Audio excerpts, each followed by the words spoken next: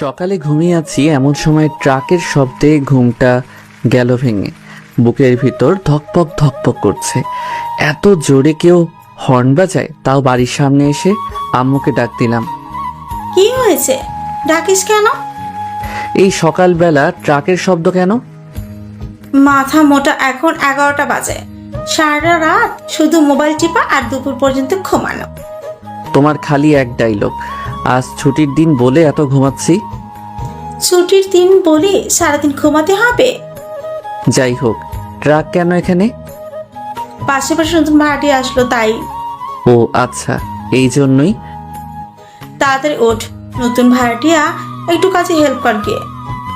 আচ্ছা, চেষ্টা করি। ঘুম থেকে উঠে ফ্রেশ হয়ে খাবার খেয়ে বাইরে গেলাম। ট্রাকটা এখনো আনলোড চলছে। আমি গিয়ে নতুন ভাড়াটিয়াকে ডাক দিলাম। এই যে আঙ্কেল, এদিকে আসেন। কি হয়েছে বাবা? আমি পাশের বাসাতেই থাকি। আপনারা নতুন তো, আপনাদের কি কাজে হেল্প করব? করলে ভালো হতো, অনেক জিনিসপত্র নামাতে হবে। আচ্ছা আঙ্কেল, আমি হেল্প করছি। ঠিক আছে। তারপর পুরা 2 ঘন্টা কাজ চলমান। হাত পায়ের অবস্থা শেষ। শালার আঙ্কেলের যদি একটা মেয়ে থাকতো তাও ভালো লাগতো, তাও নাই মনে হয়। 10-12 বছরের একটা পিচ্চি ছেলে আছে। একটা মাইয়া থাকলে তাও এত কাজ করলাম, এটা শোধ উঠতো। আঙ্কেল আমার কাজে খুশি হয়ে কাজ চাপড়িয়ে একটু প্রশংসা করলো। আমি আর প্রশংসা বেশি খেতে পারি না, তাই চলে আসলাম। বিকেলে ছাদে বসে মোবাইল টিপছি আরামে। এমন সময় দেখি একটা মাইক্রো এসে থামলো। মাইক্রো থেকে একটা মেয়ে নামলো। আঙ্কেলকে দেখে বাবা বলে ডাক দিল। আমার হার্টবিট তখন এত জোরে চলছে যে বুঝতেই পারছি না। আমার তো আনন্দের শেষ নাই। মনের ভিতর তখন লুঙ্গি ড্যান্স বেজে উঠলো, তাই একটা ড্যান্স দিয়ে দিলাম। লুঙ্গি ড্যান্স, লুঙ্গি ড্যান্স, লুঙ্গি ড্যান্স। এই যে মিস্টার, ছাদ থেকে পড়ে যাবেন, সাবধানে। আপনি আমার জন্য কত ভাবেন?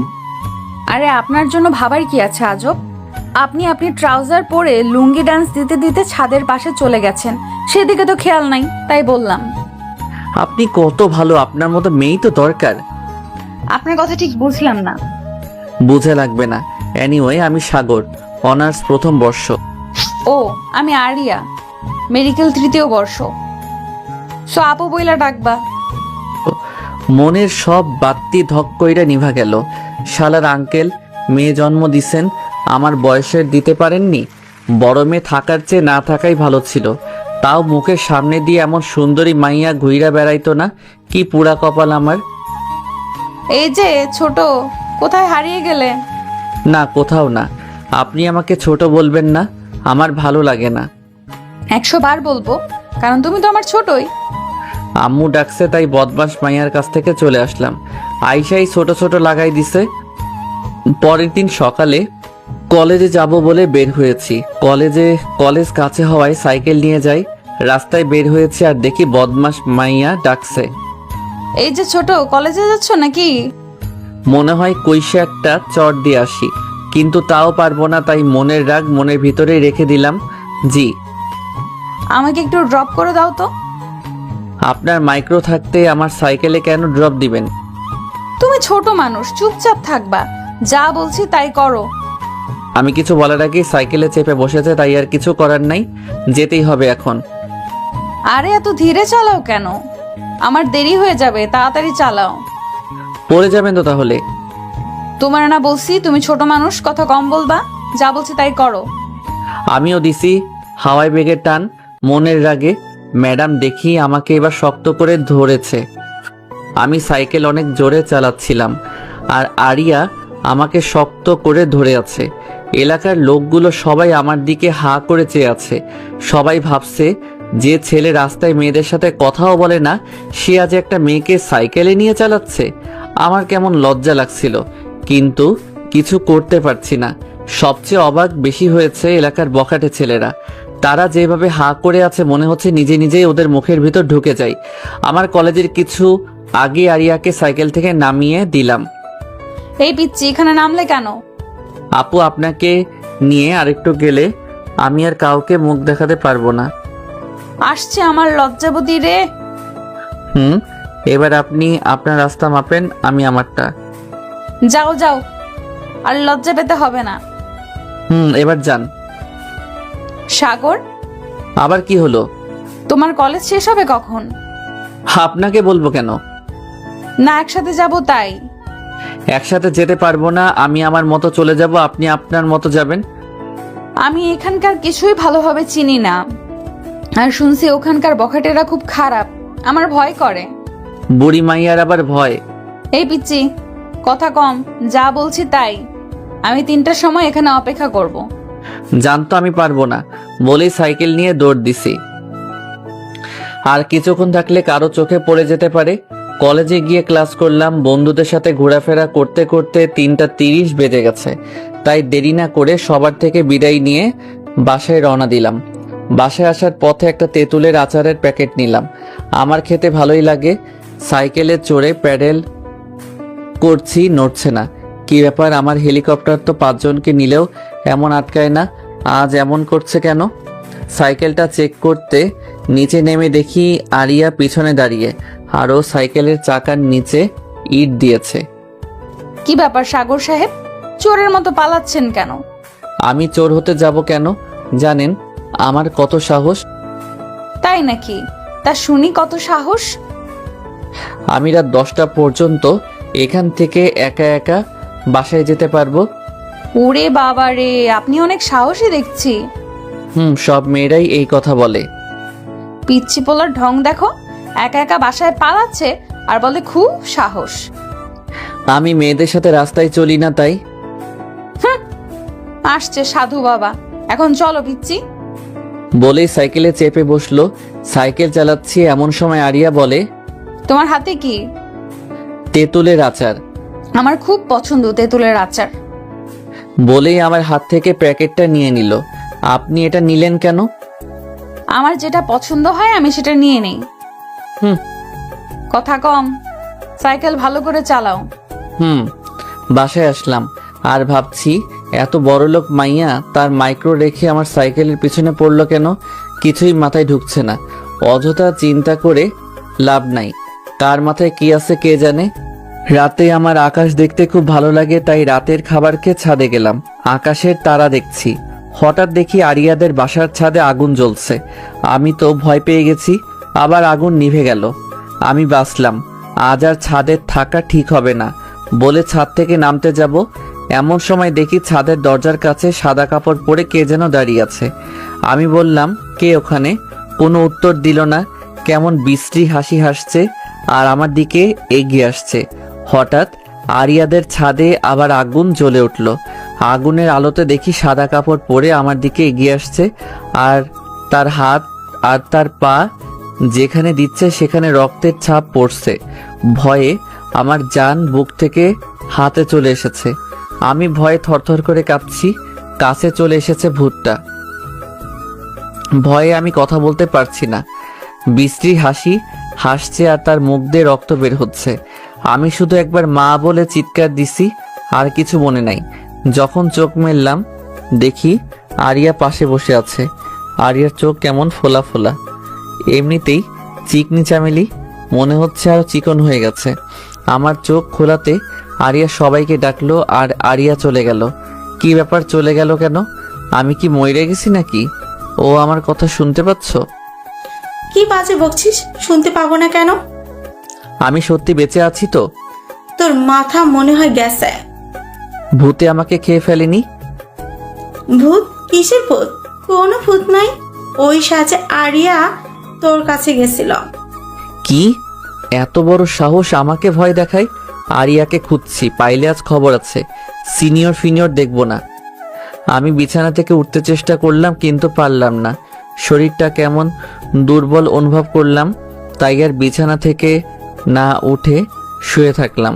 শুয়ে থাকতে থাকতে ঘুমিয়ে পড়েছি। বুঝতে পারিনি আম্মুর ডাকে ঘুম ভাঙলো। সাগর, এই সাগর, আর কত ঘুমাবি? এবার উঠ। মা ঝামেলা করো না, ঘুমাতে দাও। পুরো দিন ঘুমিয়েছিস, আর কত ঘুমাবি? এবার উঠ। আচ্ছা উঠছি।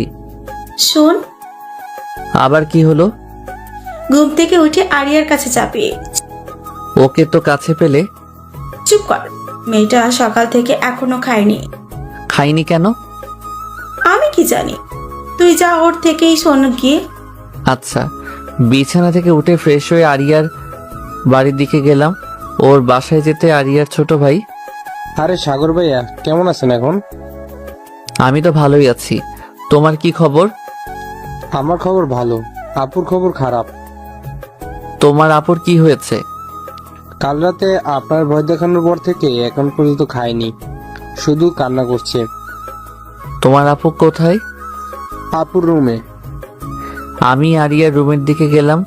রুমে ঢুকে দেখি পুরা ঘর এলোমেলো, আর আরিয়া জানালার ধারে বসে আছে। আমি আরিয়ার কাঁধে হাত রাখতে চমকে উঠে পিছনে তাকাই। আরিয়া, সিনিয়র আপু আপনি বলে কাল থেকে খাননি, কোনো কথা নাই, কান্না শুরু। আবার কি হলো? এখন আবার কান্না করছেন কেন? আমার জন্যই তোমার আজ এমন হলো। আমি বুঝতে পারিনি তুমি এত ভীতু। ওই আমাকে ভীত বলবেন না, আমি মেলা সাহসী। ওরে আমার সাহসী রে, যে ভয় জ্ঞান হারায়। বলেই হাসতে লেগেছে আরিয়া। আমি তার হাসিটা এক ধ্যানে দেখছি। ওর হাসিটা অনেক সুন্দর, আর কান্না মিশ্রিত হাসিটা আরো বেশি সুন্দর। যে কোনো ছেলের হৃদস্পন্দন থমকে যাবে। ভাবনার দেশে তার পৃথিবী জয় করা হয়ে যাবে কয়েক সেকেন্ডে। ওই হ্যালো, এক ধ্যানে তাকিয়ে কি ভাবছো? হকচকিয়ে কিছু না, আপনার হাসিটা অনেক সুন্দর। কেন আমি সুন্দর না? না, আপনি পেতনির মতো দেখতে বলেই দৌড় দিলাম। আরিয়া আমার পিছে পিছে দৌড়াতে লাগলো আমাকে ধরতেই, কিন্তু আমাকে ধরা এত সহজ নয়। আমি দৌড়ে বাড়ি চলে এসেছি। রুমে ঢুকে হাঁপ নিচ্ছি, এমন সময় আম্মুর ডাক। সাগরের দিকে আয়। আম্মু? আম্মুর আবার কি হলো? আম্মুর কাছে গিয়ে দেখে আরিয়া আম্মুর কাছে। তুই আরিয়াকে কি বলেছিস? কই কিছু বলিনি তো। মিথ্যা বলছে আন্টি। আমি মিথ্যে বলি না। তুই চুপ কর, সত্যবাদী উঠে আসছে। মা, একটা মেয়ের সামনে এভাবে বললে ইজ্জত থাকবে আমার? ওরে আমার ইজ্জত দাতা রে। হুম। আন্টি আমার খুব ক্ষুধা লাগছে, খেতে দিন। আচ্ছা মা, তুমি দাঁড়াও, আমি খাবার নিয়ে আসি। বলে আম্মু খাবার আনতে গেছে। তোমার আজ খবর আছে সাগর সাহেব, কি খবর? সময় হলেই দেখতে পাবে। আম্মু খবর নিয়ে চলে এসেছে। এই নাও মা, তোমার খাবার। আন্টি, সাগর আমাকে পেতনি বলছে, চিকনা চামিলি বলেছে, আর বলেছে ঝড়ে নাকি আমি উড়ে যাব, তাই শাস্তি হিসাবে এখন ও আমাকে খাইয়ে দিবে।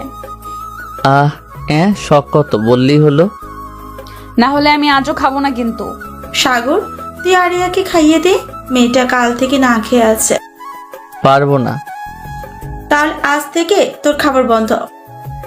এটা কেমন বিচার মা? হ্যাঁ, যদি কথা না শুনিস তাহলে খাওয়া বন্ধ। ঠিক আছে, দিচ্ছি। আমি আরিয়াকে খাওয়াই দিচ্ছি, আর ও চেয়ারে বসে 32 পাটি দাঁত বের করে হাসছে আর খাচ্ছে। আমার তো গা জ্বলে যাচ্ছে, মনে হচ্ছে তুলে এক আছাড় দেই, কিন্তু কিছু বলতে পারছি না।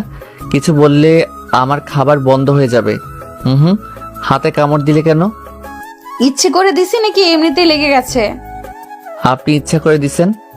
ইচ্ছে করে দিলে তুমি কি করবে শুনি? আর খাওয়াই দিব না। আন্টি। আম্মুকে ডাকতে হবে না, আমি খাওয়াই দিচ্ছি। Good boy. খাওয়া শেষ করে আম্মুর সাথে কি আজেবাজে কথা বলে বাসায় যাচ্ছে, আর যাওয়ার সময় বলে গেল, ছোট, এটা মাত্র শুরু, বহুত কুছ বাকি হ্যায়। বলে মুখ দিয়ে ভেঙচি কেটে চলে গেল। আমি আমার রুমে চলে এলাম। মেয়েটা আমার ইজ্জত পাংচার করে দিল। শেষমেশ আমি একটা মেয়েকে খাওয়াই দিলাম। না, এটা হয় না। এর প্রতিশোধ আমি নিবই নিব। দেখে নেব আমি আরিয়াকে। আমাকে চিনে না আমি কি জিনিস। একবার খালি সুযোগ আসুক। আমি কথাগুলো ভাবছি, আর আম্মুর ডাক। সাগর এদিকে আয়। কি হয়েছে মা? আজ কলেজ যাবি না? দেখছো না আমি কত অসুস্থ, তাহলে কি করে যাব? খালি বাহানা খোঁজা তোর, একটা বাহানা পেলেই হলো, তাহলে কলেজ অফ। সত্যি বলছি তো, আজ আর যাবো না, কাল থেকে যাব। আচ্ছা ঠিক আছে, এক কাজ কর। কি কাজ? আরিয়া গাড়িতে সমস্যা হয়েছে, ওকে কলেজে নামিয়ে দিয়ে। আমি কি জন্য ওকে নিয়ে যাব? এলাকাতে অনেক বখাটে আছে জানিস তো, মেয়েটা একা যেতে ভয় করছে। তো আমি কি করব? তুই নিয়ে যাবি? আমি পারবো না বলেই ঘরের দিকে যাচ্ছিলাম, তখন দেখি আরিয়া দরজার কাছে দাঁড়িয়েছিল, সেখান থেকে চলে গেল। আজকে আমি ঠিক প্রতিশোধ নিয়ে নিয়েছি।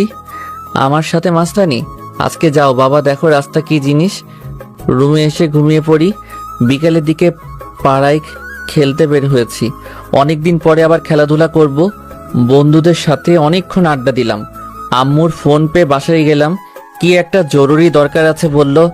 বাসায় এসে দেখি আমার বাড়িতে নতুন আঙ্কেল আন্টি, তার ছোট ছেলে মানে আরিয়ার বাবা মা আর ভাই। কি হয়েছে আম্মু?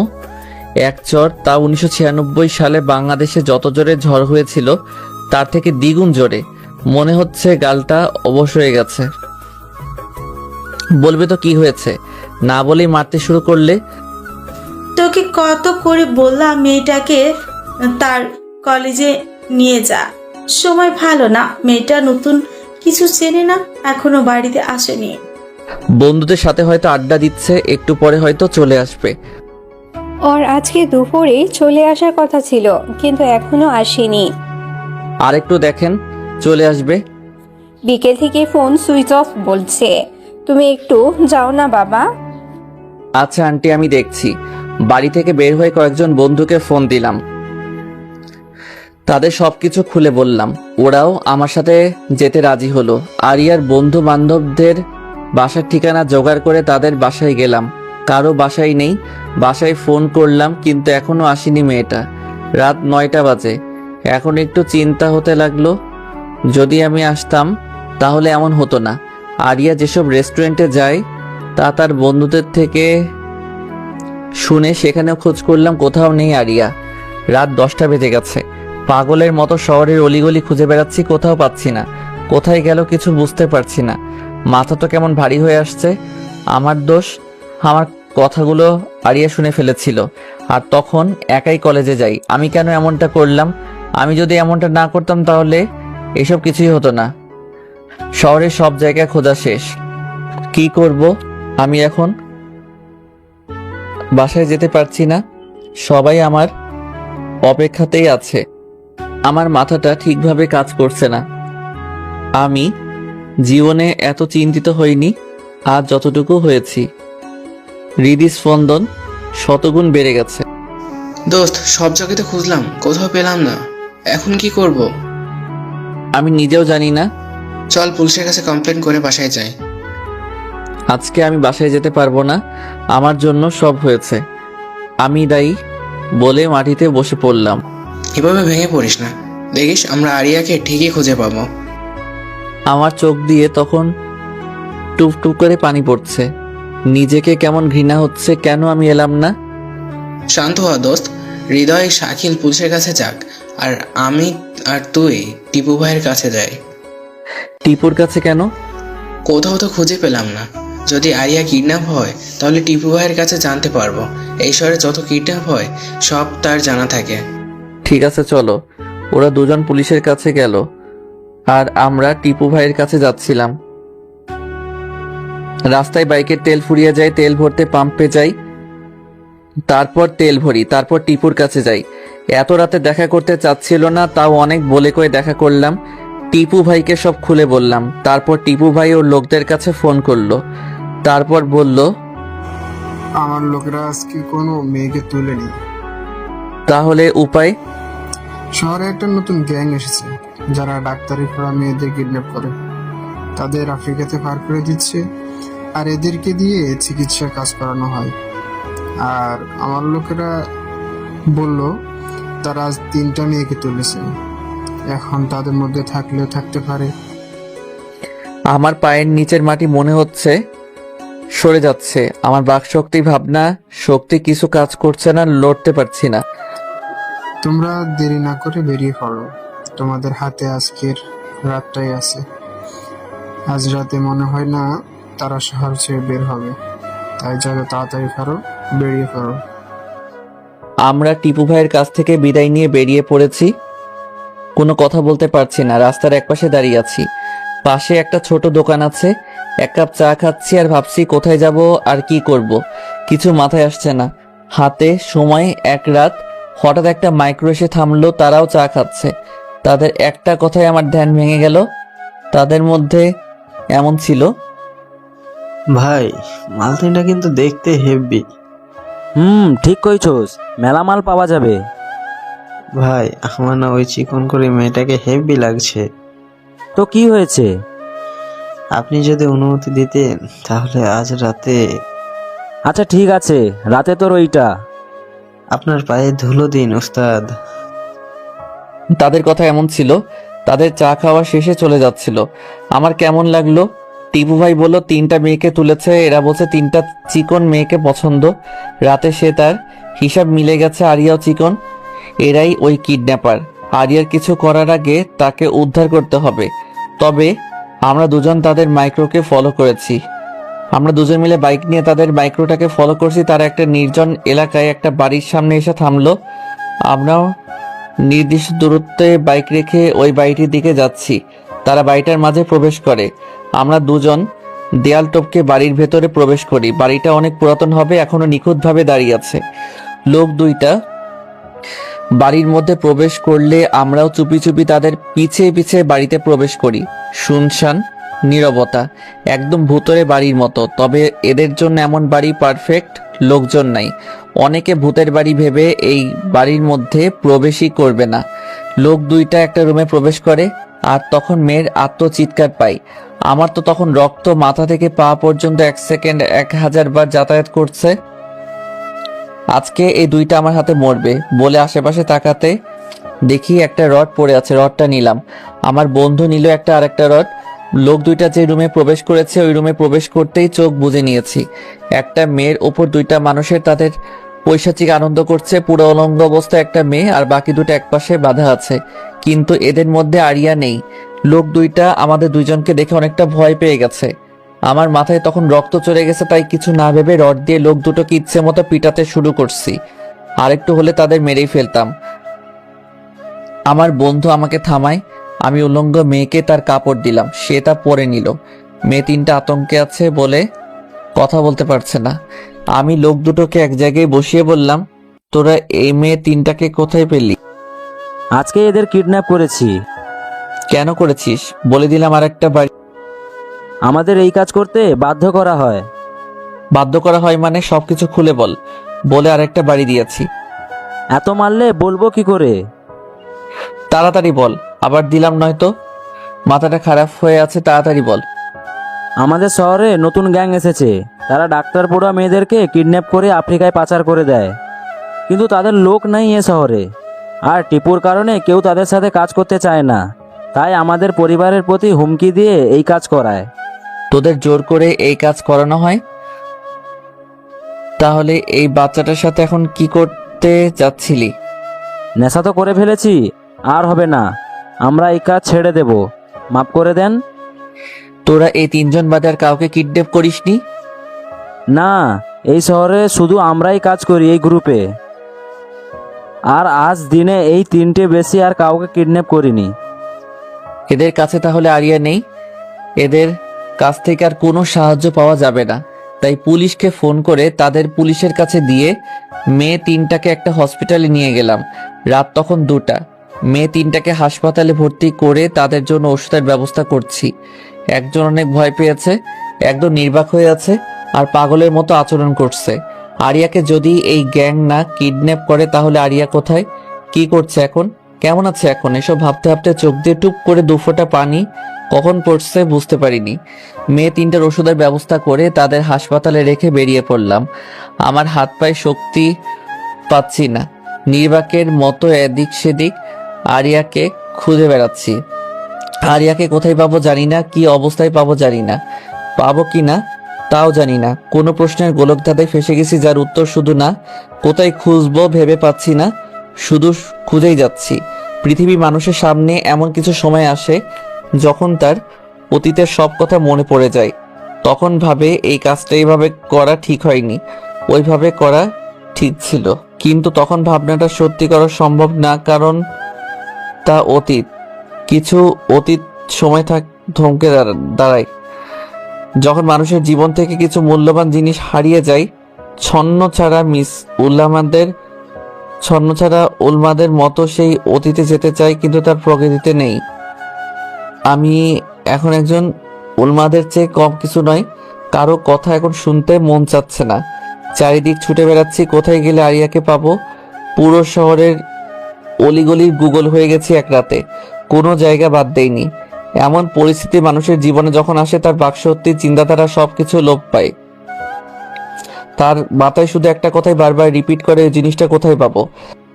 আমার চোখে আরিয়ার চেহারা, মাথায় আরিয়ার কথা। পিছে আমাকে লিফটটা দাও, তোমার সাইকেল। এসব ভাবছি আর বাইক চালাচ্ছি, রাস্তা ফাঁকা। একটা খোলা মাঠ এসে থামলাম। আমি আমার বন্ধুকে বললাম, তুই বাইক নিয়ে বাসায় যা। কেন, তুই যাবি না? না, যাব না। আরিয়াকে খুঁজতে হবে আমাকে, তুই যা। দেখ সাগর, পুরো রাত খুঁজেছি, রাতে খাবারও খাস নাই। তুই এবার বাড়ি চল, কাল আমরা সবাই মিলে আবার খুঁজবো। আরিয়াকে না পাওয়া পর্যন্ত আমি ওই বাড়িতে যাব না, তুই যা।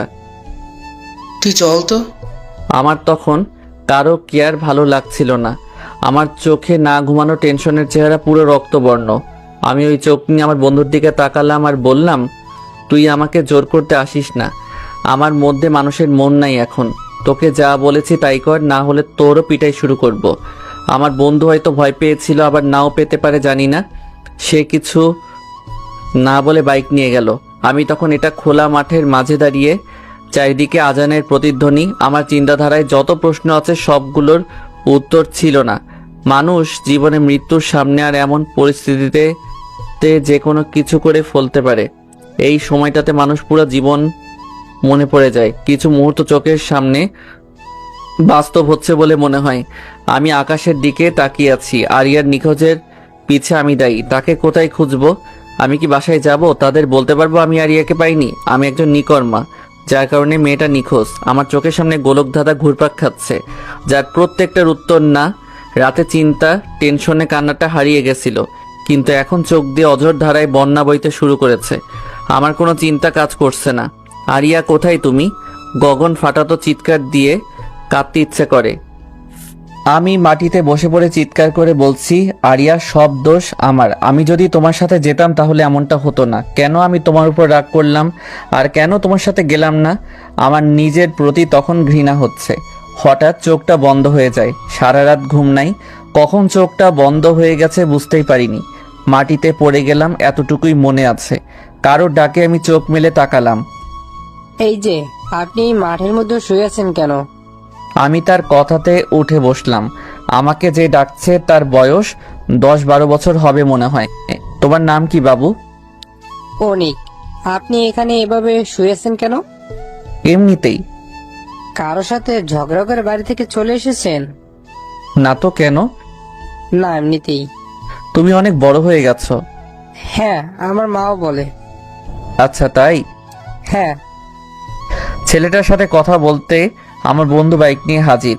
আমাকে নিতে এসেছে। ছেলেটার কথাতে জাদু আছে। তার সাথে যখন কথা বলছিলাম তখন মনের সব ব্যথা হারিয়ে গেছিল, কিন্তু যখন আমার বন্ধু আসলো তখন আবার পুরাতন কথা মনে পড়ে গেল। আমার মাথাতে তখন আবার চিনচিনে ব্যথা শুরু হলো। আমি বন্ধুর বাইকে করে আরিয়াকে খুঁজতে বের হলাম। পুরা সকাল আবার খুঁজলাম, কোথাও পেলাম না। হাল ছেড়ে দেওয়া ছাড়া আর কিছুই করার নেই। পকেটে হাত দিয়ে দেখি ফোন নেই। বন্ধুর সাথে বাড়ির পথে ফিরতে লাগলাম। বাড়িতে ফিরে মাথা নিচু করে ঢুকলাম, দেখি মা বাবা, আরিয়ার বাবা মাও বসে আছে। তারা আমাকে দেখে কেমন চমকে ওঠার মতো আমার কাছে চলে এলো। তোর কিছু হয়নি তো বাবা? মায়ের কথাতে দেদে দিলাম। আমার কিছু হয়নি, কিন্তু আরিয়াকে পাইনি। আমি আরিয়ার মায়ের কাছে গেলাম। আন্টি, আপনার মেয়েকে খুঁজে পাইনি, আমাকে মাফ করে দিয়েন। আমার জন্য সব হয়েছে। তাদের কথা বলার সুযোগ না দিয়ে ছাদে চলে এলাম। সকালের আলোতে মানুষের কাছে পৃথিবী আনন্দময় হয়, আর আমার কাছে বিভীষিকাময়। আলো থাকা সত্ত্বেও কেমন অন্ধকার আচ্ছন্নময় লাগছে। ছাদে দাঁড়িয়ে এসব ভাবছি, হঠাৎ কারো হাত আমার পিঠে অনুভব করলাম। পিছনে ফিরে দেখি আরিয়া দাঁড়িয়ে। আমি নিজেকে বিশ্বাস করতে পারছি না যে আরিয়া আমার সামনে দাঁড়িয়ে আছে। নিজের চোখকে বিশ্বাস করতে পারছিলাম না, তাই আরিয়ার হাতে চিমটি দিলাম। চিমটি দিচ্ছ কেন? স্বপ্ন না, সত্যি তাই দেখছি। স্বপ্ন না, সত্যিই দেখতে মানুষ নিজের গায়ে চিমটি দেয়। আর তুমি আমার হাতে দিচ্ছ? কি জানি, ভুলে গেছি। আপনি কি সত্যি আরিয়া? সত্যি তোমার সামনে দাঁড়িয়ে আছি, এ দেখো। বলি এক চরের ব্যথা অনুভব করলাম। তার মানে এটা সত্যি আরিয়া? আমি 2টা চর দিছি, মেয়েটা কান্না করতে শুরু করছে। আমাকে এত জোরে মারলে? তো সোহাগ করব? কাল দিন রাত কোথায় ছিলেন? আমার কতটা কষ্ট হয়েছে জানেন? আমারও মেলা কষ্ট লেগেছিল সকালে তোমার কথা শুনে, তাই ভাবলাম তুমি প্রতিশোধ নেওয়ার আগে আমিই নিই। কোথায় ছিলেন পুরা দিন রাত? তোমার রুমে। আমার রুমে? তোমার রুমে ছিলাম, কেউ জানে না, চুপি চুপি করেছি বিকেলে কলেজ থেকে এসে। আরেকটা চর দিলাম। আবার মারলে কেন? আমাকে সারা রাত দিন শহর ঘোরানোর জন্য। তোমার সাথে কোনো কথা নাই, আমাকে শুধু মারছো। আরেকটা চট দিয়ে আরিয়াকে বুকের মাঝে জড়িয়ে ধরলাম। জানি না তখন মনের মধ্যে কেমন হচ্ছিল। মনে হচ্ছিল অনেক বড় কষ্টের মধ্যে থেকে বের হয়ে এলাম। আরিয়াকে সবসময় এভাবে জড়িয়ে ধরে থাকি। এই ছোট, আমার দম বন্ধ হয়ে আসছে, ছাড়ো। ছাড়বো না। আবার যদি হারিয়ে যান? হারাবো না, ছাড়ো। মনে থাকে যেন। ঠিক আছে, ছাড়ো। আরিয়াকে ছেড়ে দিতেই আরিয়া সাইডে চলে যায়, তারপর হাত ছাড়ে। তুমি তো আমাকে আরেকটু হলে মেরেই ফেলতে। মেরে ফেলার জন্য তো ধরিনি। আমার দম বন্ধ হয়ে আসছিল। সারা দিন রাতের কষ্টের সমাপ্তি স্বরূপ। অনেক কষ্ট হয়েছে না তোমার? আপনার জন্য এতটুকু করাই যায়। আমি বুঝতে পারিনি যে তুমি সারা রাত বাইরে থাকবে। তোমার ফোনে অনেকবার ফোন দিয়েছি কিন্তু অফ বলছে। ফোনটা হারিয়ে গেছে। জানো, আমিও সারা রাত ঘুমাইনি, খাইনি। আপনার এমনটা করা উচিত হয়নি। কেন? আমি অনেক কষ্ট পেয়েছি। আমার ছোট ভাইটা দেখে অনেক কষ্ট পেয়েছে। ভাইয়া কথাটা শুনে মনে হচ্ছে সব আবেগ আমার বুকের ভেতর থেকে বেরিয়ে ছাদ থেকে লাফ দিচ্ছে। ভালো লাগার বাতি নিভে অন্ধকার। মনে হচ্ছে তুলে এক আছাড় দেই। আমি ওর কোন জন্মের ভাই লাগি? ছোট ভাইয়া কি বিড়বিড় করছো? ভাবতেছি আপনাকে ছাদ থেকে ফেলে দেই। কেন কেন? আমি আপনার কোন জন্মের ভাই লাগি? তুমি তো আমার আদরের ছোট ভাইয়া। আপনার ভাইয়ের গোষ্ঠী কিলাই বলে ছাদ থেকে চলে এলাম। আরিয়া আমাকে পিছ থেকে ডেকেই যাচ্ছে। আমি আমার রুমে চলে এসেছি। এসে ভাবছি মনটা কতটা হালকা হয়ে গেছে। মনে হচ্ছে কোনো পাথরের সমান চিন্তা মন থেকে নেমে গেল। জীবনে যতটা না কষ্ট পেয়েছি তার থেকে বেশি পেয়েছি এই একদিনে। মনে হচ্ছিল কোনো বিভীষিকাময় স্বপ্ন দেখছিলাম। আরিয়াকে দেখার পর সেই স্বপ্ন থেকে বাস্তব জীবনে চলে এসেছি। মানুষের জীবনে কিছু কষ্ট থাকে যা তার মনে পাথরের মতো সবসময় আঘাত করতেই থাকে। সে যন্ত্রণা কখনো যায় না, হয়তো মুখের হাসির আড়ালে থাকে। মনটা হালকা হয়ে গেছে। ঘুমে চোখটাও বুঝে আসছে, তাই ঘুমিয়ে পড়লাম। হঠাৎ মনে হচ্ছে কানের মধ্যে কিছু প্রবেশ করছে। হাত দিচ্ছি, তখন বন্ধ হয়ে যাচ্ছে। আবার এমনটা হচ্ছে, চোখ খুলে দেখি আরিয়ার সামনে ঝুঁকে থেকে এই কাজ করছে। আমি ভাবছি আমার সাথে যখন এমন করছে তখন আমিও করি বলেই তাকে জড়াই ধরেছি। আরিয়া হোক চকিয়ে উঠেছে। বুঝতে পারিনি আমি এমনটা করব। অনেক ছাড়ানোর চেষ্টা করছে। যখন দেখতে পারছে না তখন আমার হাতে দিল একটা কামড়। ও মা গো, এত জোরে কেউ কামড় দেয়? হাতটা ছেড়ে দিতে আরিয়া পর্যাপ্ত দূরত্বে চলে গেছে। তুমি যেভাবে ধরেছো, ছাড়া পেতে তো দিতেই হবে। তাই বলে এত জোরে? তোমার আপু দিছেন না, তাই রাগ করে না ভাই। ওরে আমার বোন আসছে রে। ওই ছোট, সাবধান, জোরে কথা বলবা না। বললে কি করবেন? এমন কিছু করব যে এলাকায় মুখ দেখাতে পারবে না। আপনাকে করে ভয় পাই নাকি? পাও না, বাট পাবে খুব তাড়াতাড়ি। তাই না? তাই। বলে মুখ ভেঙচি কেটে দৌড়ে পালিয়ে গেল। আমি ভাবছি মেয়েটা কি করতে চায় যে তাকে আমি ভয় পাবো? ভেবে পাচ্ছি না। তাই অত ভেবে কাজ নাই।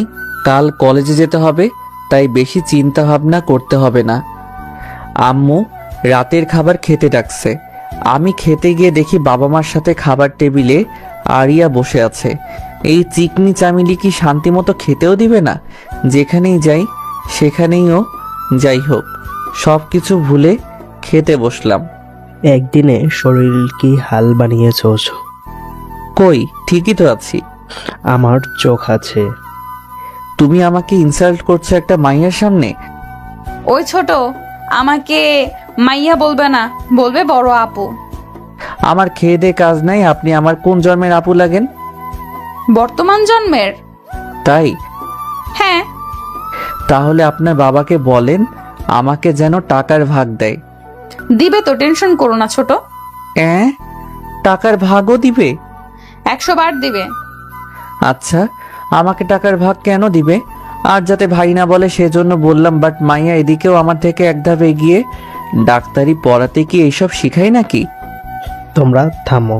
আর হ্যাঁ, কাল থেকে প্রতিদিন তুমি আরিয়াকে তার কলেজে পৌঁছে দিবে।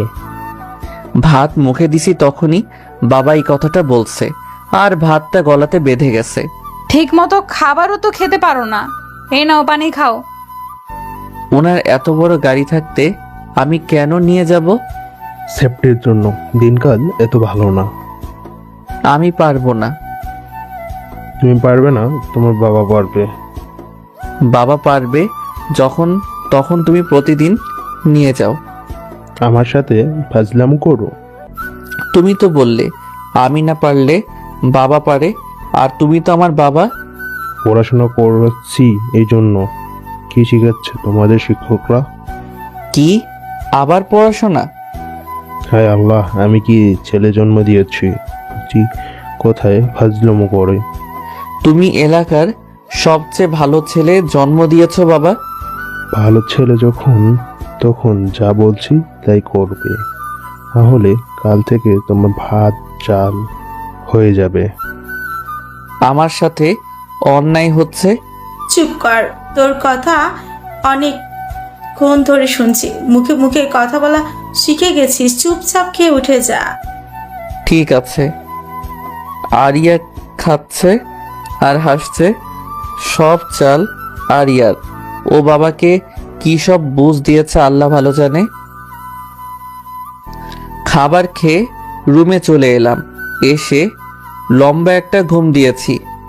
স্বপ্নে দেখছি আমি আরিয়াকে নিয়ে যাইনি, তাই বাবা আমাকে লাঠি নিয়ে পুরো শহর দৌড়ানি দিচ্ছে। স্বপ্নটা ভাঙতেই যেন হাঁপ ছেড়ে বাঁচলাম। যদি কাল আরিয়াকে না নিয়ে যাই তাহলে বাবা আমাকে সত্যি সত্যি পুরো শহর দৌড়ানি করাবে না তো? আবার কাল একটা মেয়ের সাথে দেখা করার কথা আছে, বান্ধবী হয়। আর ও যদি দেখে তাহলে পুরা কলেজে আমার ইজ্জত পাংচার হয়ে যাবে। সকাল সকাল ঘুম থেকে উঠে খাবার খেয়ে কলেজের জন্য রেডি হয়ে গেটের সামনে দাঁড়িয়ে ভাবছি আরিয়াকে নিয়ে গেলে যদি কেউ দেখে তাহলে পুরা কলেজের ইজ্জত থাকবে না। আর না নিয়ে গেলে বাবা পুরো শহর ম্যারাথন দৌড়ানি দেয়াবে। যাই হোক, দৌড়ানোর অভ্যাস আছে, কিন্তু এত বছরের ইজ্জত গেলে আর ফিরে পাবো না। আজকে এটুকু সুন্দর গেট আপ নিয়ে বের হয়েছি, কেউ যাতে দেখতে না পায়, তাই চুপি চুপি গেট থেকে বের হয়ে যাচ্ছি। বুকটা ধুকপুক করছে, যদি কেউ দেখে তাহলে আরিয়াকে নিয়ে যেতে হবে। আরিয়ার বাড়ির সামনে নিয়ে যেতে হয়, তাই চিন্তাটা বেশি। আরিয়া দেখতে পেলে তো চিল্লাচিল্লি শুরু করে দিবে। আরিয়ার বাড়ির সামনে আসতেই কেমন শব্দ শুনলাম। তারপর দেখছি বৃষ্টি শুরু হয়েছে। আকাশে তো রোদ আছে, মেঘ নেই। আবার বৃষ্টিটা শুধু আমার উপরেই হচ্ছে। আমি কি রাতে মেঘমামার সাথে গন্ডগোল করছি? এসব ভাবতে ভাবতে উপরে তাকিয়ে দেখি মেঘটা আর কেউ না, আরিয়া। আমার দিকে দুইটা ফুটবলের সমান চোখ বের করে রাক্ষসীর মতো দাঁত কটমট করে তাকিয়ে আছে। আমার গলা শুকিয়ে গেছে। ঢোক চিপলাম, মনে হচ্ছে গলার মধ্যে খরার মৌসুম চলছে। আরিয়া তাকানো দেখে মনে হচ্ছে আজকে আমি শেষ। তার দিকে তাকাতে পারছি না, ভয়ের আগে কটমট করছে আরিয়া। চুরি করে সবার চোখ ফাঁকি দিয়ে একা একা চলে যাচ্ছ? চুরি করে যাব কেন? তা নয় তো কি, আমাকে নিয়ে যাবার ভয়ে এত সকাল সকাল সবার চোখ ফাঁকি দিয়ে যাচ্ছ। ফাঁকি কোথায় দিলাম? এই তো আপনার সামনে দাঁড়িয়ে আছি। আমি যদি তোমার উপর পানি না দিতাম তাহলে কি হতো? আমি চলে যেতাম। তাহলে সেটা চুরি করা হতো না? হুম, ওটা কলেজে যাওয়া হতো। ফাজিল ছেলে সবসময় ফাজলামও করবে না। তাহলে কি করব? আমার মাথা করবে। আপনার মাথা তো আপনার ঘাড়ের উপর। চুপ, একদম চুপ ফাজিল ছেলে, একদম কোথাও যাবে না। আমি রেডি হব, তারপর তুমি ভিজা কাপড় চেঞ্জ করবে। আমার আজকে কলেজে তাড়াতাড়ি যাওয়া লাগবে, দরকার আছে। তোমার কলেজে যাওয়া লাগবে না। আমি আরিয়ার দিকে অসহায় দৃষ্টিতে তাকালাম, বাট মুখের ধরন পাল্টালো বলে মনে হলো না। আরিয়া রেডি হয়ে এসে আমাকে কাপড় চেঞ্জ করতে যেতে দিছে। তারপর রেডি হয়ে আমার হেলিকপ্টার নিয়ে কলেজের দিকে যেতে লাগলাম। আমার হেলিকপ্টারটা কিন্তু সাইকেল, অন্য কিছু ভাববেন না আব্বার। আরিয়াকে নিয়ে সাইকেল চালিয়ে অনেক সুবিধা, চিকনি চামেলি, বোঝাই যায় না সাইকেল আছে না নাই। আরিয়ার কলেজের সামনে চলে এসেছি। নামেন, আপনার কলেজের সামনে চলে এসেছি। ইজ্জত তো পাংচার হয়ে গেছে। ইজ্জত আমি ধার দিব না, আমার অনেক আছে। আপনি কিন্তু ফাইজলামো করছেন। তোমার থেকে শিখেছি। আমি শিখিয়েছি? কবে, কখন, কিভাবে? প্রতিদিন তখন সেভাবে। ফাজিল মাইয়া কোথাকার, বলে চলে এসেছি। আমার সাথে মাস্তানি মারে দেখে নেব একদিন। কলেজে গিয়ে বন্ধুদের সাথে আড্ডা দিলাম। আজকের দিনটা আরিয়ার কাছে স্পেশাল। আজকে আমার বার্থডে। সেদিন তার মায়ের কাছ থেকে শুনছে ছেলেটা আসলেই পাগল, কিচ্ছু বোঝে না, সবসময় উল্টাপাল্টা বোঝে। তাকে আজকে সারপ্রাইজ দিতে হবে, এমন ভাবে দিতে হবে যাতে বুঝতে না পারে। বন্ধুদের সাথে আড্ডা দিচ্ছি, এমন সময় আরিয়ার ফোন। ছোট ভাই, কোথায় আছো? যেখানেই থাকি তাতে আপনার কি? আপনাকে কলেজে পৌঁছে দেবার কথা দিয়েছি। শোনো, আমার একটু দরকার আছে, তুমি আমার কলেজের কাছে চলে এসো। পারবো না। পারবা না? ঠিক আছে, তাহলে আমি এই রাস্তার মাঝখানে গিয়ে দাঁড়িয়ে থাকবো। ব্ল্যাকমেল করছেন? ছোট ভাইকে ব্ল্যাকমেল করা যায়? তাহলে কি করছেন এটা? একটু ভয় দেখাচ্ছি। কোথায় যেতে হবে? আমার কলেজের সামনে দাঁড়িয়ে থাকো। আমি আরিয়ার মেডিকেল কলেজের সামনে দাঁড়িয়ে আছি। এখানে দাঁড়িয়ে থাকার আলাদা একটা ফিলিংস আছে। ডাক্তারি পড়া মেয়েরা দেখতে একটু সুন্দর বেশি হয়, আবার সাদা অ্যাপ্রন পরে, তখন তো হুর পরীর মতো লাগে। না না, আমি ভালো ছেলে, এসব ভাবলে চলবে না। কিন্তু চোখের আজকে কি হলো? খালি সুন্দরী মেয়েদের দিকে চোখ যায়। নির্ঘাত কোনো অসুখ হয়েছে, ডাক্তার দেখাতে হবে। একটু পর দেখি একটা switch, cute, beautiful, awesome, nice, wow, heavy একটা মেয়ে আমার দিকে হাত নাড়িয়ে ডাকছে। তখন বুকের ভিতর ধুকধুক করছে। আর তোকে হেভি লাগছে, গানটা শুনতে পাচ্ছি না। তুমি যদি ডাকো হুট পড়ি, তোমার জন্য আমি কি না করিতে পারি। তুমি চাইলে পাড়ি দেব 7 সমুদ্র 13 নদী। এটা তো একটা রাস্তাখানি, বলেই তার দিকে যাচ্ছি। আর মেয়েটা 2 হাত বাড়িয়ে আমার দিকে এগিয়ে আসছে। ও নো, এত ফিলিংস আমি কোথায় রাখবো? মনে হচ্ছে আশেপাশে কেউ নেই, খালি আমি আর ডাক্তারনিটা। মনের মধ্যে লাড্ডু ফুটতেছে। আমিও 2 হাত বাড়িয়ে তার কাছে যাচ্ছি। তাকে জড়িয়ে ধরতে যতটুকু লাগে তাকে জড়িয়ে ধরবো। এমন সময় মেয়েটা পাশ কাটিয়ে আরেকটা ছেলেকে জড়িয়ে ধরলো। তখন মনের মধ্যে শুনতে পাচ্ছি, সুন্দরী তুমি কার, তুমি কার? ওদের দিকে তাকিয়ে থাকতে কখন দেয়ালের সাথে ধাক্কা লেগেছে বুঝতেই পারিনি। আরিয়া দেখি পাশেই দাঁড়িয়ে হাসতে হাসতে মাটিতে বসে পড়েছে। এত হাসির কি আছে? একটু অ্যাক্সিডেন্ট হতেই পারে। অ্যাক্সিডেন্ট কেমনে হয়? অজান্তে কিছু হলে তাকে অ্যাক্সিডেন্ট বলে। বাট এটা তো ইচ্ছে করে হয়েছে। অজান্তে হয়েছে। আর শাক দিয়ে মাছ রাখতে হবে না, আমি সব দেখেছি। কি দেখছেন? দেখেছি একটা লুচ্চা ছেলে 2 হাত বাড়িয়ে একটা মেয়ের দিকে যাচ্ছিল, মেয়েটা তাকে না ধরে অন্য কাউকে ধরেছে। ইজ্জত পাংচার হয়ে গেছে একেবারে, এটাও দেখে নিয়েছে। এখন কি করি? কি হলো, কথা বলছো না কেন? এমনি।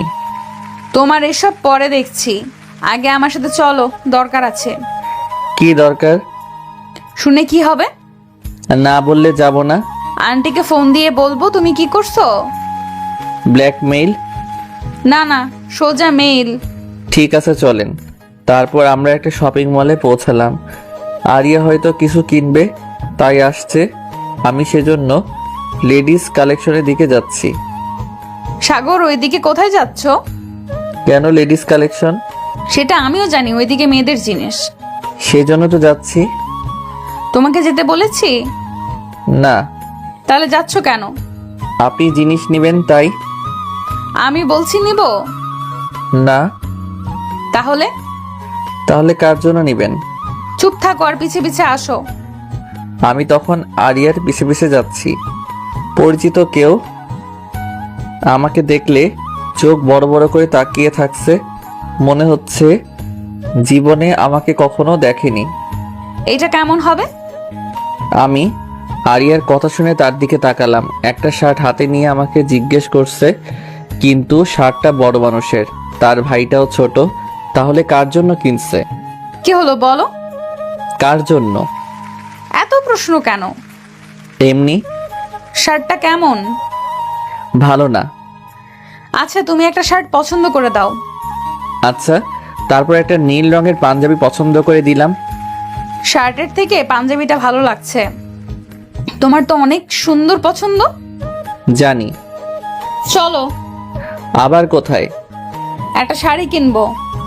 একটা নীল রঙের শাড়ি কিনতে 3 ঘন্টা লাগিয়েছে। মেয়ে মানুষের সাথে কেউ শপিংয়ে আসে? মেয়ে মানুষের সাথে শপিংয়ে আসা মানে নিজের পায়ে কুড়াল মারা। আচ্ছা, পাঞ্জাবিটা কার জন্য?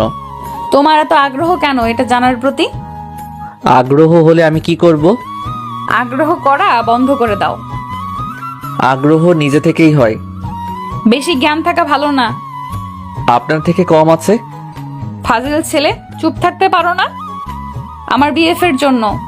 এবার চুপচাপ চলো বাড়ির দিকে। আচ্ছা চুপ থাকবো। বলেন পাঞ্জাবিটা কার জন্য?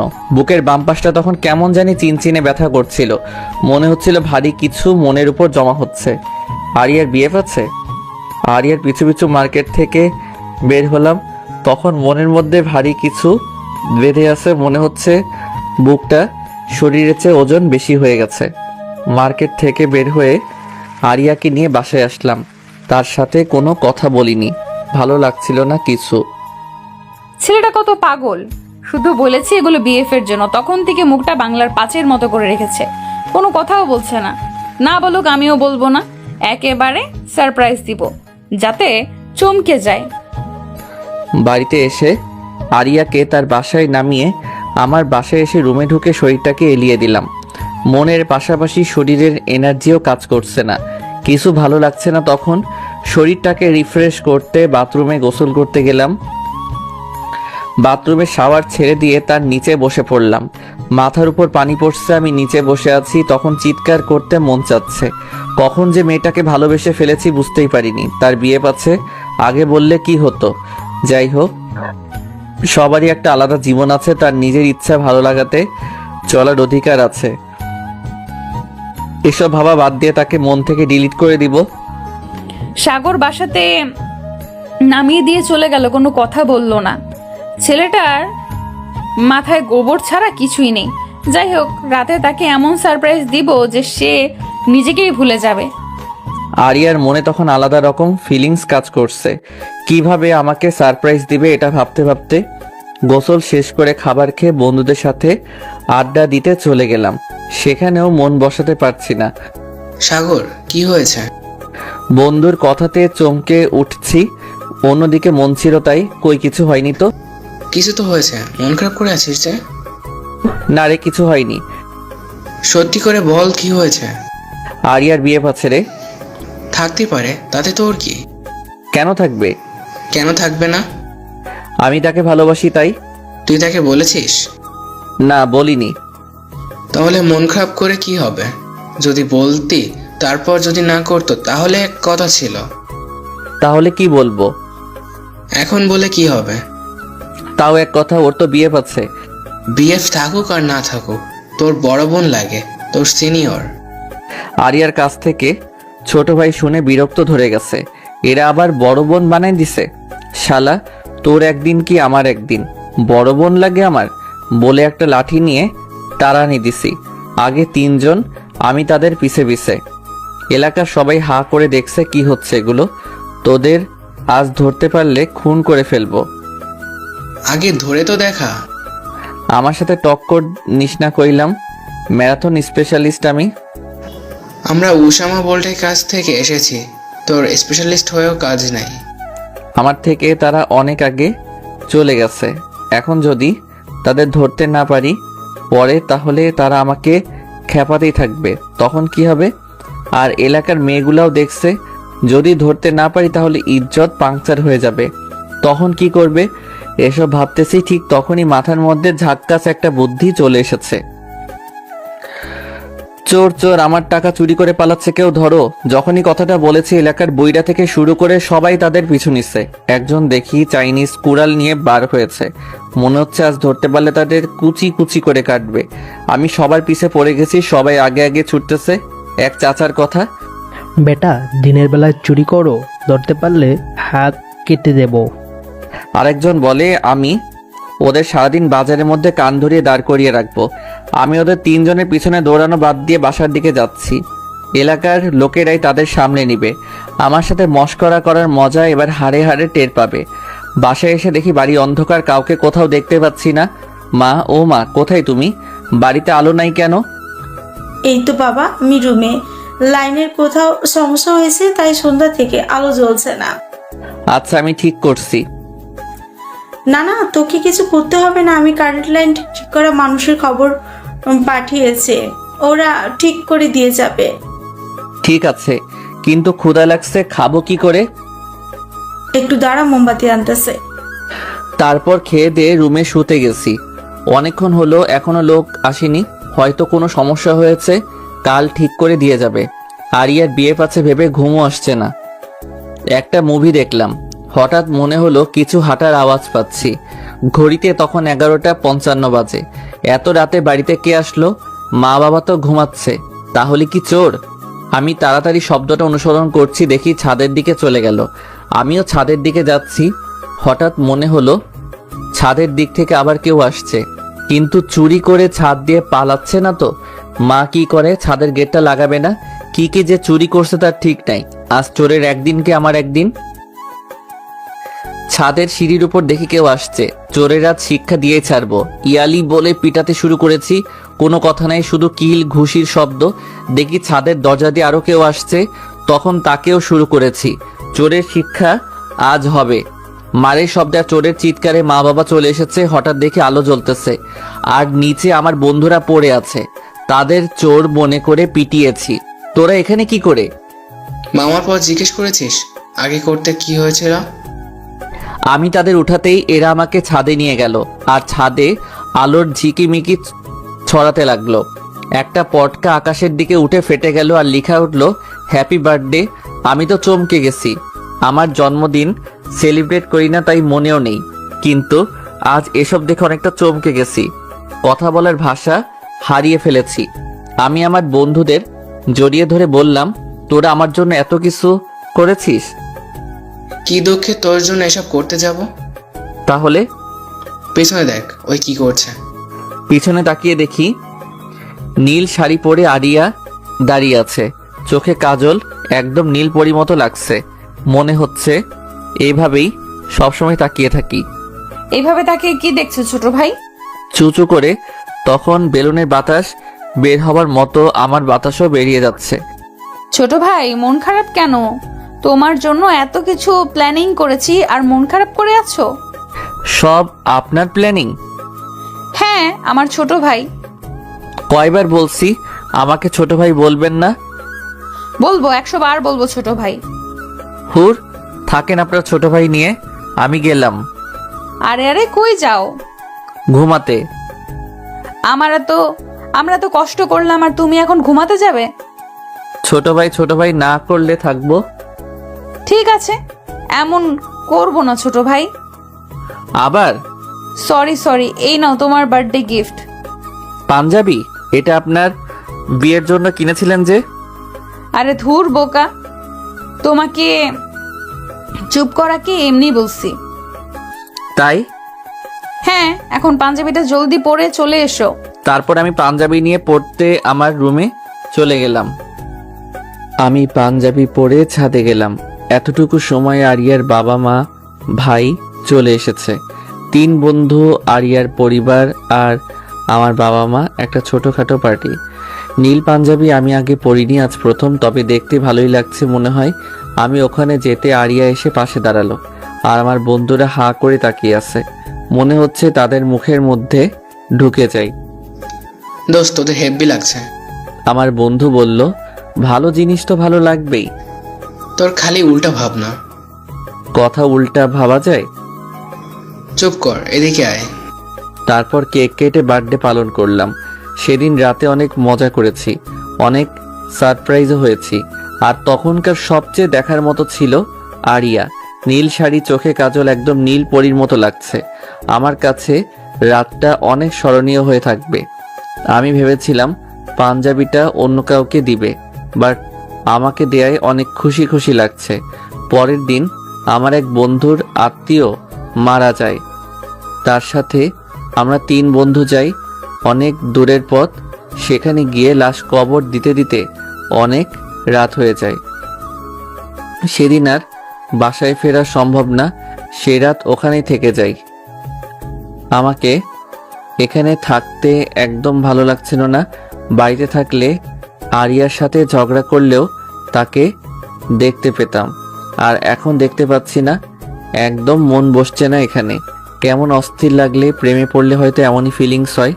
তার কথা বারবার মনে হবে, অস্থির লাগবে, তাকে দেখতে মন চাইবে, মনে হবে তার সাথে একটু কথা বলতে পারলে হয়তো।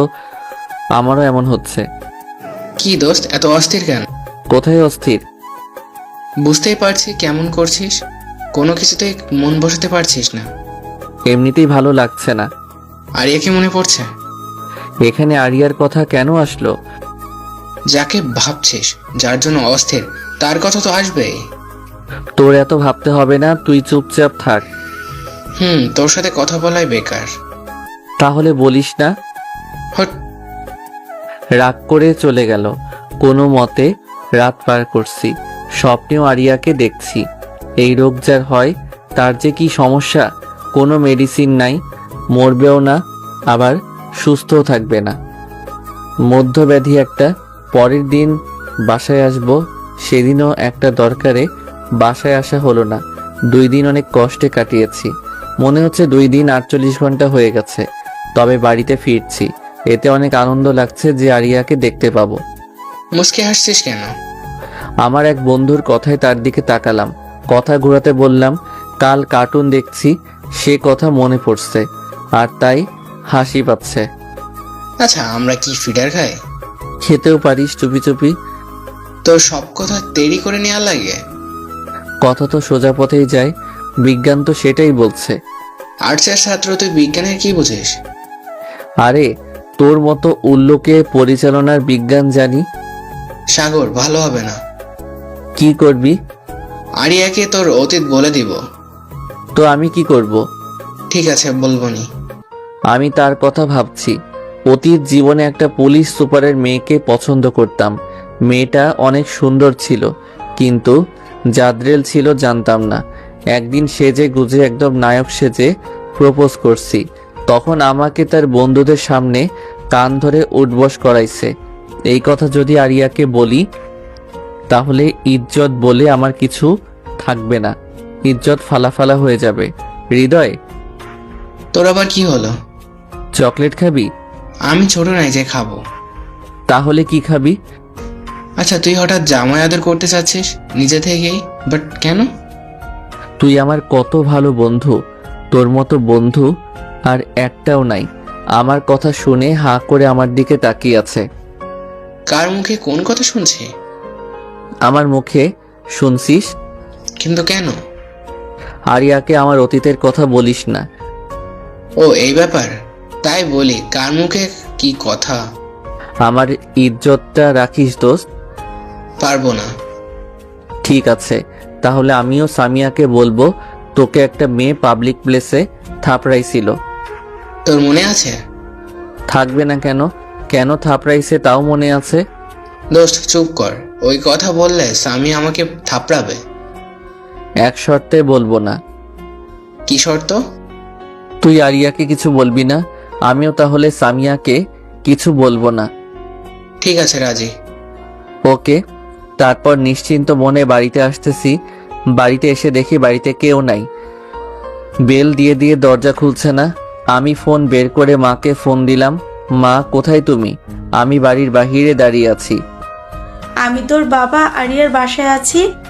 ওখানে কেন? কারণ আছে, তুই এখানে আয়। আচ্ছা। ফোনটা রেখে আরিয়ার বাড়িতে গেলাম। তো আমার বাবা মা সহ আরিয়ার কয়েকজন আত্মীয় এসেছে দেখছি। সবার মুখ ভারী হয়ে আছে, মনে হচ্ছে বড় আকারের কিছু হয়েছে। আমি গিয়ে মাকে ডেকে নিয়ে এক সাইডে এলাম। কি হয়েছে মা? এত মানুষ কেন? আর সবাই এত চুপচাপ কেন? মা যা বলল তা শুনে মাথাতে রক্ত উঠে গেছে। ঘটনাটা এমন, আজ সকালে আরিয়া তার কলেজ যাওয়ার পথে কিছু বখাটে ঝামেলা করে, আসার পথেও। আর সন্ধ্যার দিকে এসে আরিয়ার বাবা মাকে বলে গেছে সে আরিয়াকে বিয়ে করবে, না দিলে জোর করে দুলে গিয়ে নিয়ে গিয়ে করবে। তাই এত মানুষ, আর সবাই এই ব্যাপারেই সিদ্ধান্ত নিতে এত গুরুগম্ভীরভাবে ভাবছে। সবাই গুরুগম্ভীরভাবে এটা নিয়ে চিন্তা করছে কি করা যায়। ছেলেটার নামে অনেক রিপোর্ট আছে, কিছু না করে ফেলে তার আগে এটার ব্যবস্থা করতে হবে। পরে কোনো ঘটনা যদি ঘটে যায় কিছু করা যাবে না। সবাই যার যার মনের ভাবনা প্রকাশ করছে, আর আমি এক জায়গায় দাঁড়িয়ে ঘামতেছি। কিরে সাগর, তুই এমন ঘামছিস কেন? মায়ের কথা শুনে চমকে উঠেছি। প্রচুর গরম পড়েছে তো তাই। তোর মাথা ঠিক আছে? মাথায় দিয়ে বললাম ঠিকই তো আছে। মাথার উপর ফ্যান চলতেছে আর তোকে গরম লাগছে? গরম মনে হয় আমার উপর রাগ করেছে। কি সব যাতা বলছিস? কি হয়েছে তোর? কি করে বলি? আরিয়ার বিয়ের চিন্তা করছে সবাই। আমার মনের ভিতরে তখন খরার মৌসুম শুরু হয়ে গেছে। কিছু না, বড়দের সবার কথাতে একটা কথা বুঝলাম, আরিয়ার বিয়ে দিতে হবে, না হলে সমস্যা। এখন কার সাথে দিবে এটাই ভাববার বিষয়, কারণ বেশি দেরি করা যাবে না। কিছু ঘটার আগেই সব কাজ শেষ করতে হবে। আরিয়ার মন খারাপ, তার কত স্বপ্ন ছিল সে একদিন ডাক্তার হবে, মানুষের সেবা করবে, কিন্তু তা আর হবে না একটা বখাটের ভয়ে। তাই বলে এত তাড়াতাড়ি বিয়ে দিবে? খুব কান্না করতে ইচ্ছা করছে আরিয়ার। সবার সিদ্ধান্ত হলো আরিয়ার মামাতো ভাইয়ের সাথে তার বিয়ে হবে। এটা শুনে আমার বুকে চিনচিনে ব্যথা অনুভব করতে পারছি। মনে হচ্ছে দিলটা বুকের ভিতর থেকে লাফ দিয়ে বেরিয়ে ফ্যানের সাথে লটকে যাবে। আমার আর এখানে থাকা সম্ভব না। যাকে ভালোবাসি তার বিয়ে অন্য কারোর সাথে হবে শুনে কি করে থাকি? কেউ থাকতে পারবে না। আমি আমার বাড়িতে চলে এলাম। এসে বাথরুমে ঢুকে অনেকক্ষণ গোসল করলাম। আমার যখন মন খারাপ থাকে বা কষ্ট পাই তখন অনেকক্ষণ গোসল করি। গোসল করে বেরিয়ে ছাদে চলে গেলাম। আকাশ ভরা তারা, সাথে থালার সমান চাঁদ, কিন্তু আমার কাছে তখন পুরো আকাশ অন্ধকার দেখাচ্ছে। মনে হচ্ছে চারিদিকে অন্ধকার। আমার কাছে সামনে এগিয়ে যাওয়ার রাস্তা নাই। যা হচ্ছে তা নীরবেই মেনে নিতে হবে। মনের গহীনে এখন ভাবনার দুয়ারে চলে গেছি। সে ভাবনা রোবটিক, কোনো শব্দ নেই, নিস্তব্ধ এক পরিবেশ। হঠাৎ শরীরে ঝাঁকুনি অনুভব করলাম। তাকিয়ে দেখি মা দাঁড়িয়ে কি যেন বলছে। আমি শুনতে পাচ্ছি না। আচ্ছা, আমি কি মরে গেছি? শুনতে পাচ্ছি না কেন কিছু? গালের উপর ঠাস করে একটা শব্দ হলো। এবার সব শুনতে পাচ্ছি। তার মানে বেঁচে আছি। আমাকে মারলে কেন? কতক্ষণ থেকে কথা বলছি, যা বলছি তা শোনা বাদ দিয়ে আবার ভাবনা জগতে যাচ্ছিস? আমি মরে গেছি না বেঁচে আছি তা ভাবছিলাম। আর একটা থাপ্পড়। ব্যথা লাগছে? তাহলে বেঁচে আছিস? এবার নিচে চল। নিচে যাব না। অন্ধকার আকাশ দেখতে ভালো লাগছে। আকাশে চাঁদ নেই, তারা নেই, কত সুন্দর। মা আমার দিকে অবাক চোখে তাকাচ্ছে। এভাবে অবাক চোখে তাকাচ্ছ কেন? ভাবছি তোকে কতক্ষণ মারা লাগবে আরেকটা থাপ্পড়। মা তুমি এভাবে কথায় থাপ্পড় মারছো কেন? আমার লাগে না বুঝি? তোকে না মারলে সোজা হবে না। আকাশে চাঁদ তারা সব আছে, আর তুই বলিস কিছু নাই। সত্যি আছে। আরেকটা থাপ্পড়। আমার মনে হচ্ছে কান্না শুরু করে দেই, কিন্তু ছেলে মানুষ তাই কান্না করতে পারছি না। একটু স্যাড মুডে থাকতে চাই, তাও থাকতে দিবে না। আমি না হয় কষ্টটা ওইগুলো বলেছিলাম, তাই বলে এত মারা লাগবে? আমার রুমে নিয়ে এসে মা বলল, এই পাঞ্জাবিটা পরে নে। এই রাতে কেন পড়বো? আরিয়ার বিয়ে আজ রাতে। তার বিয়ের অনুষ্ঠানে কি এভাবে যাবে? আজকেই বিয়ে? হ্যাঁ আজকে। আমি যাব না, তোমরা যাও। কেন যাবি না? এমনি। আরেকটা থাপ্পড়। এইবার যাবি না আরো দিব? ব্ল্যাকমেইল করছো তাই যাচ্ছি, না হলে যেতাম না। তাড়াতাড়ি রেডি হয়ে নে।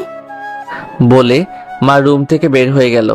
আমি মনের দুঃখে ছাদে একা একা দাঁড়িয়েছিলাম, বাট মা চাই দুঃখটা আরো বেশি হোক, তাই জোর করে নিয়ে যাচ্ছে। মনের সব কষ্ট নিয়ে রেডি হলাম। তারপর মায়ের সাথে আরিয়ার বাড়িতে গেলাম। বিয়ের সব আয়োজন শুরু হয়ে গেছে। সবার মনে তখন একটু হলেও খুশি বিরাজ করছে, আর আমার মনে কষ্টের নদী বয়ে যাচ্ছে। না, কাউকে বলতে পারছি না, কাউকে বুঝতে পারছি। আমি গিয়ে একপাশে দাঁড়িয়ে আছি, কেউ আমার সাথে কোনো কথা বলছে না। আমি মনে মনে একটু শান্তি পেলাম। যাই হোক, কষ্টের দিনে একা চুপচাপ তো থাকতে পারছি। সব আয়োজন শেষ। আরিয়াদের পরিচিত কয়েকজন লোক এসেছে, আর প্রতিবেশী কয়েকজন। আরিয়াকে সাজিয়ে নিয়ে আসা হচ্ছে। নীল বেনারসি পরে তাকে নীল পরীর মতো লাগছে। চোখে কাজল, চোখের দিকে তাকালে যে কোনো ছেলে ঘায়েল হয়ে যাবে। আচ্ছা, আমি খুশি হচ্ছি কেন? এই সাজে তো আরিয়া অন্যের ঘরে চলে যাবে, তাহলে তো কষ্ট পেতে হবে আমাকে। মনটা খারাপ করে অন্যদিকে তাকালাম। আরিয়াকে দেখবো না, কিন্তু ওই যে ছেলের মন কুত্তার লেজের মতো, হাজার দড়ি দিয়ে বাঁধলেও সোজা হয় না, তেড়ি তেড়িই থাকে। এত সুন্দর সাজে না দেখে থাকা যায়? তাই আমি আবার তার দিকে তাকালাম। আরিয়া মাথা নিচু করে আছে, হয়তো লজ্জা পাচ্ছে, বাট আমি পাচ্ছি না। আমি এক ধ্যানে দেখছি। আর তো কোনোদিন দেখা হবে না, তাই আজকেই দেখি মন ভরে, সারা জীবনের জন্য। সাগর ভাই, আপনি ওইভাবে আমার আপুর দিকে তাকিয়েছেন কেন? আরিয়ার ভাইয়ের কথা শুনে ভেবাচেকা খেয়ে গেছি। এমন প্রশ্ন করবে আমি ভাবতেও পারিনি। তোমার আপুকে কেন দেখতে যাব? আমার কি কাজ নাই? আমি তোমার আপুর কাপড় দেখছিলাম। কাপড় কি অন্য কেউ পরে আছে? তোমার বোনকে দেখিনি। আমি তো দেখলাম হা করে তাকিয়ে আছেন। কেন রে, হাঁ করে তাকিয়ে থাকলে সমস্যা? হ্যাঁ সমস্যা, আমার আপুর পেট খারাপ করবে। এই বেটা আমার থেকে বড় জিনিস, এর কাছে থাকলে মান ইজ্জত বলে কিছু থাকবে না, শখ পাংচার হয়ে যাবে। তাই তার কাছে অন্য জায়গায় গেলাম। আরিয়া বসে আছে, বাট জামাই কোথায় কিছু বুঝতে পারছি না। কোনটা জামাই? কাজী সাহেব এসে গেছে। কাজী জামাইকে ডাকতে বললে মা আমাকে ডাকছে। কি হয়েছে মা? আরিয়ার পাশে বস। আমি কি জন্য বসবো? তোর সাথে বিয়ে তাই? মিথ্যা কেন বলো? আমি নিজের কানে শুনেছি তার মামাতো ভাইয়ের সাথে বিয়ে। আরিয়া ওটা না করে দিয়েছে, আর তোকে বিয়ে করতে চেয়েছে। আমাকে? হ্যাঁ তোকে। আমার মাথা ঘুরতেছে, মনে হচ্ছে চারিদিকে সবকিছু ঘুরতেছে। কখন যে মাথা ঘুরে পড়ে গেছি বুঝতেই পারিনি। যখন চোখ খুলে দেখি আরিয়ার সামনে দাঁড়িয়ে, আর তার হাতে একটা গরুর ইঞ্জেকশন। চোখ খুলে আরিয়ার হাতে ইঞ্জেকশন দেখে আমি তো ভয় পেয়ে গেছি। আমার ইঞ্জেকশন দিতে ভয় লাগে, আর আরিয়া ইঞ্জেকশন নিয়ে দাঁড়িয়ে আছে। আপনি এই ইঞ্জেকশন দিয়ে কি করবেন? তোমাকে দিব। কেন? আমি ইঞ্জেকশন দেই না। তুমি দাওনি তো কি হয়েছে, আমি দিব। না, আমি দিব না।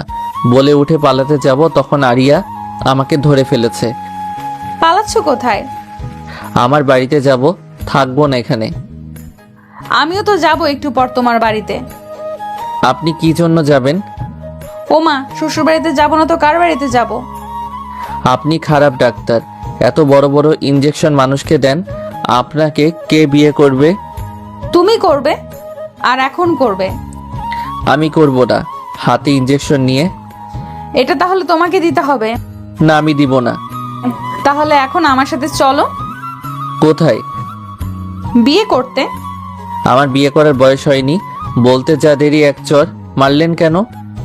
আরেক চর? এত চর মারছেন কেন? যখন আমি তোমাকে বিয়ে করতে চাচ্ছি তখন তোমার সমস্যা হচ্ছে। তোমার মতো একটা পিচ্চি ছেলেকে আমি বিয়ে করছি। ঠিক আছে, আমি আমার মামাতো ভাইকেই বিয়ে করছি, তুমি থাকো এখানে। আমি আরিয়ার হাত ধরে ফেলেছি। ওই ব্যাটার সাথে বিয়ে করতে দিলে তো করবেন। কে করতে দিবে না শুনি? আমি করতে দিব না।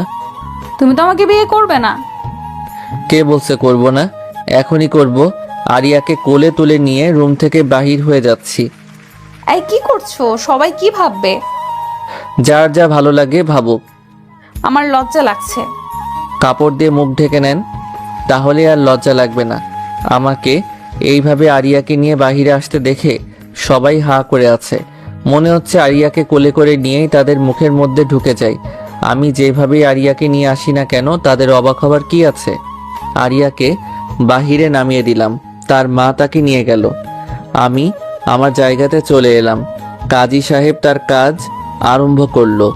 যখন কাজী সাহেব কবুল বলতে লাগলো, তখন দুনিয়ার সব কথা মাথার মধ্যে ঘুরছে। সাগর, তোর স্বাধীন জীবন শেষ।